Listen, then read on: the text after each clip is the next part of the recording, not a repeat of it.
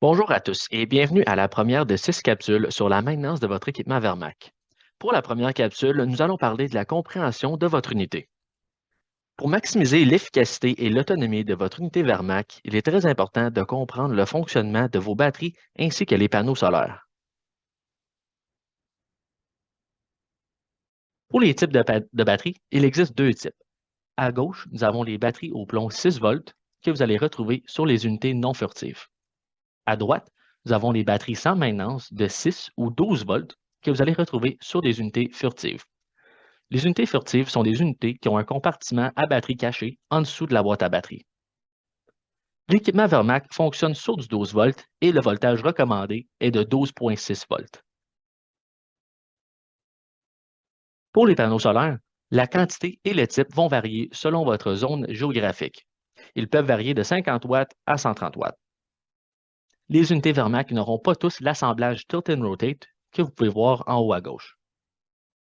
Les panneaux solaires servent à maintenir le voltage des batteries et ne les rechargent pas complètement. Lors du déploiement, vous voulez que vos panneaux solaires soient inclinés à un angle de 45 degrés face au sud si vous êtes dans l'hémisphère nord, à un angle de 45 degrés face au nord si vous êtes dans l'hémisphère sud, ou à un angle de 60 degrés face au sud si vous êtes au Canada ou dans les États du Nord.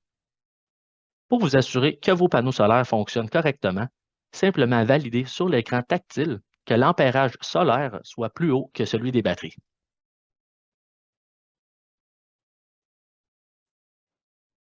Les unités Vermac sont équipées d'un régulateur solaire qui contrôle la quantité d'énergie fournie pour recharger vos batteries, ainsi que l'énergie nécessaire au fonctionnement de l'unité. Le régulateur est également équipé d'une fonction de déconnexion à basse tension, appelée LVD ou Low Voltage Disconnect, qui agit comme une protection pour vos batteries en fermant l'unité si nécessaire.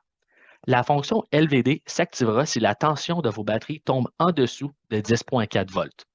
La fonction LVD sera uniquement désactivée si vous rechargez les batteries au-delà de 12,6 volts. À gauche, vous allez voir nos deux générations de régulateurs solaires. En haut, la première génération et en bas, la nouvelle. Et c'est ce qui conclut la capsule numéro 1 pour la maintenance de votre équipement Vermac. Merci beaucoup d'avoir écouté et bonne fin de journée.